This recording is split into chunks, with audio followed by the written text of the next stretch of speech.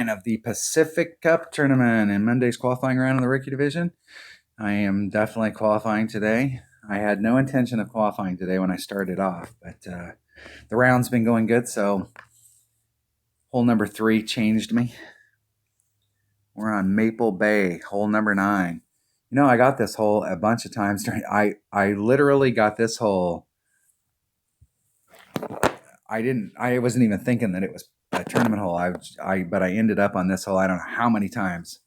Over and over and over and over and over again. I must have had this hole 30 times during the practice round.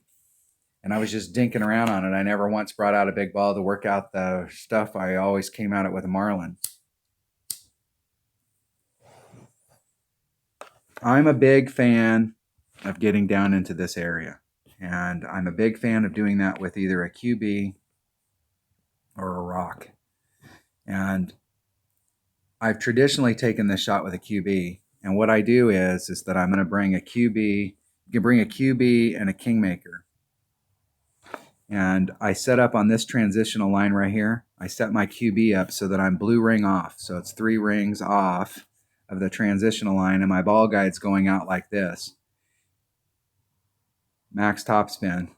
And then do a max curl shot. Take out the wind, do a max curl shot. And the ball is going to, its path is going to be like this. And it'll roll right down in there. Of all the clubs that you need to be working on, quit focusing on an Apocalypse if you guys are trying to get clubs. Now, getting your Apocalypse to level 2, 3, 4 so that you have a usable Apocalypse, fine. But once you get it up to that level, quit dumping cards into your Apocalypse and start dumping cards into your rock.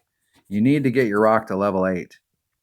Because anything that you think you can do with a quarterback and that it's awesome, the rock hits about 20 yards farther in pure distance. It doesn't have, at level 8, it doesn't have quite as much topspin as a QB. But raw distance, this is one of the best drivers in the game. So focus on your rock, because I'd really like to take this with my rock, but I'm going to take this with my QB just because it'll demo it better for you guys. But I didn't take this shot all week long, and you can overdrive down into this area. And so my chances of epic failing are pretty high right now. If I was taking this with my rock, that's all I shoot with in one-on-one. When I bring out an accurate club, I use my rock, because I've got almost the same distance that I have with my extra mile. I just have a little bit less topspin, but I have a 100% accurate club. So with a rock and a Kingmaker, you can actually start off over here and go straight. You don't even have to do any curl. And I was shooting with a rock and a marlin, and I was bleeding off down here, so I was having to watch my distance. Man, you can get up there. So you don't have to get all the way down in there, even with a marlin. But if you got a bigger ball, you really don't have to get all the way down in there. So with my upper developed clubs, I'm going to use a QB. I'll switch this out for a QB. Actually, I want to switch this one out for a QB, just in case I don't like the look, then I can go back to my rock. I'm going to bring this, although I'm not going to need it. This is mainly a QB sniper, 100% club, 100% club, 100%, 100%. Either one of those bags. And I'm going to bring a Kingmaker to help cut the wind down on the other side.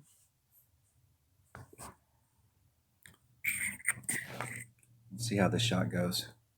I can't remember.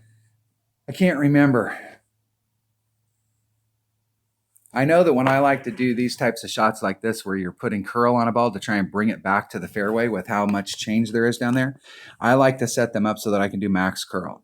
Because I find that half curl or 3/4 curl, or when somebody tells you, hey, you put on a ball of curl, what does a ball of curl mean? My idea of a ball of curl and your idea of a ball of curl can be two totally different things.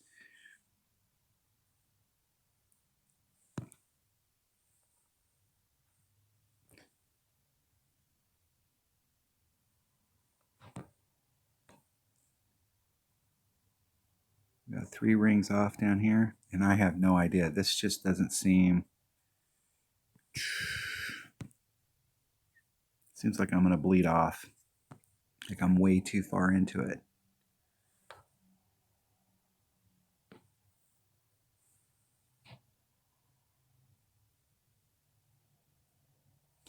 Hitting it great to the left, about 2 rings.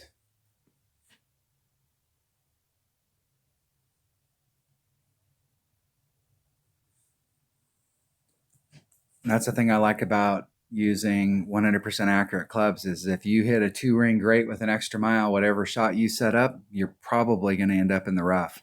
But if you bring a 100% accurate club and you hit a 2-ring great to the left or the right, it's basically like hitting a 1-ring great to the left or the right with a extra mile. A lot of times, if you set your shots up right, you can hit a 1-ring great to the left or the right with an extra mile and maybe survive.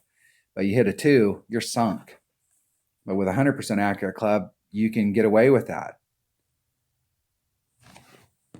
But definitely, in my opinion, when you're doing shots like that where you're trying to bring the ball around a corner, if you're going to set that shot up and practice that shot so you get the setup right, practice that shot doing max curl.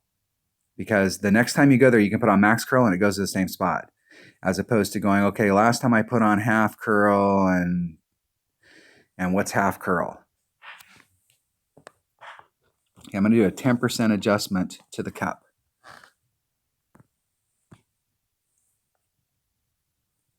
Okay, we're at max club.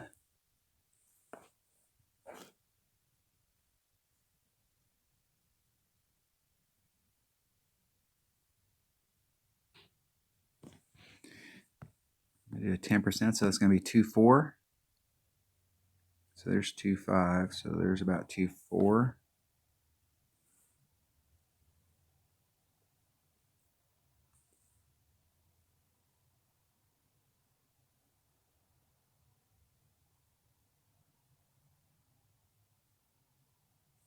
Hitting it perfect. Give myself a look.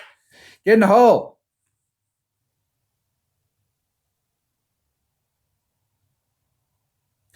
Close. And that 10% was like, oh, right there. In one-on-one play, I haven't been putting on the 10%, and I've been missing the hole just like that. So I put on the 10%, and I thought, okay, yeah, the 10% probably makes sense because I've been right off the cup. Right off the cup.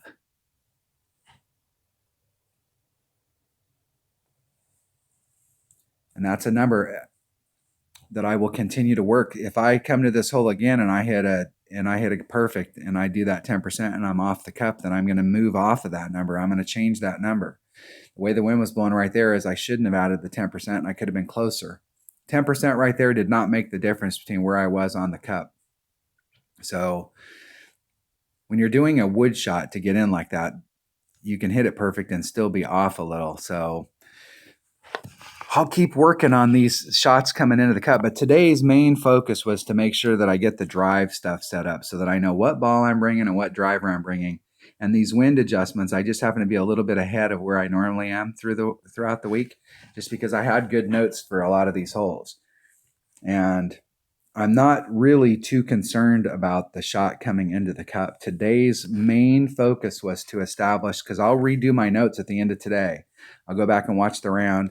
And my main focus today was to make sure that I know exactly what driver and what ball I'm bringing on every hole and where I'm at in my club. So I know, if I hit that shot right there and I end up in this spot, then I'm going to be in mid club. So I don't want to be up here or back behind that spot. I want to be in the same spot every time, so that I'm in mid club every time, or I'm in max club every time.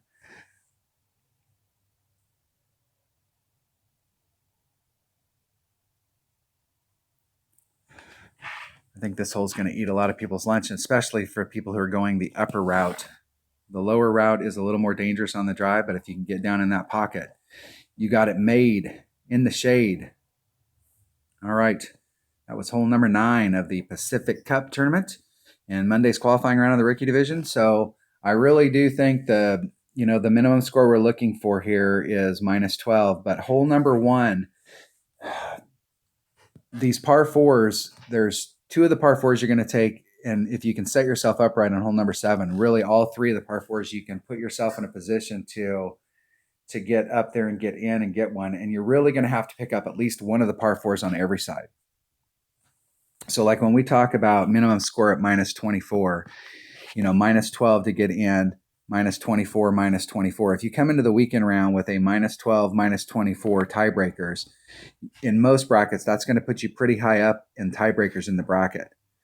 And so in the weekend round, when we're really trying to dig up, like in some of these brackets with tournaments like this, where there's lots of holes that you can pick up shots, this minus 24, depending on your tiebreakers, may net you a top 50. And depending on if you're in like a rookie bracket, that minus 24 could get you a top 20, possibly even a really high top 10, but more than likely a top 20. If you're in a pro or a rookie pro, you know, you may looking at 30, rookie expert maybe 40, rookie masters, you may be looking in the 50 range or deeper. In my rookie account that plays only against masters, this minus 24 will go all the way into the 90s. Like everybody in the bracket shot the minus 24. So shooting the minus 24 is going to get you up to the top 50. If you want to get better than the top 50, you're going to have to start picking some up. And where you want to start picking stuff up is hole number 1. This is a hole to focus on. You want to get this down. We need to be able to get that. We started off with a minus 12 at our minimum score, and then we can pick up another minus 1 on hole number 1. That's key. All of the par 4s. Where's the other par 4? 7. These 3. You need to come out of these 3 having picked up at least 1 shot. So that puts you from minus 24 to minus 26. And in most brackets, that minus 26 is going to net you for sure a top 20. And if you're in a rookie bracket, you're probably looking at a top 10. Just picking up 1 shot. Okay, so start with the minus 12 is what your goal is so that you can shoot this right here with your eyes closed. And then once you've got it down so that you know what club, what ball you're bringing, and where you're at in your club. Can I spell ball today? B-A-L-L, not blull. So first thing is what club and what ball are you going to bring so that you can achieve this score right here. Then we start dialing in our wind adjustment so that we can start trying to pick some of these holes up. And I think as the weekend goes, as we get towards the weekend round, we need to be, that minus 24 needs to be not even in the back of our mind. We know that we got the minus 24 covered. Now we're trying to pick up 1 shot per side and getting into that minus 26. And the change in real estate that you will get between a minus 24 and a minus 26 will be phenomenal. Now, if you're playing in rookie expert or rookie masters, that minus 26 may not net you a top 10, but you're looking towards the top 20 for sure. And if you're in rookie, you're going to definitely be looking at a top 10 just by picking up 1 shot per side. What's it going to take to win? I think a minus 30 is the minimum that you're going to see to win in most brackets. And a minus 30 should get you a banner, but it may not, just depending on your bracket. But I think if you want to have any shot at a win, you're going to have to shoot a minus 30 as a minimum. You're going to have to pick up at least 2 or 3 per side in order to have any shot at a banner. But if you're in rookie, you know, you may be able to get away with a minus 28 or a minus 29. So it's just going to depend on where you're at divisionally. So if you're playing against only masters, then this number is going to be plus. If you're playing against experts, it's going to be plus. If you're playing against pros, you're probably in that range. If you're playing against rookies, it's going to be somewhere in this range.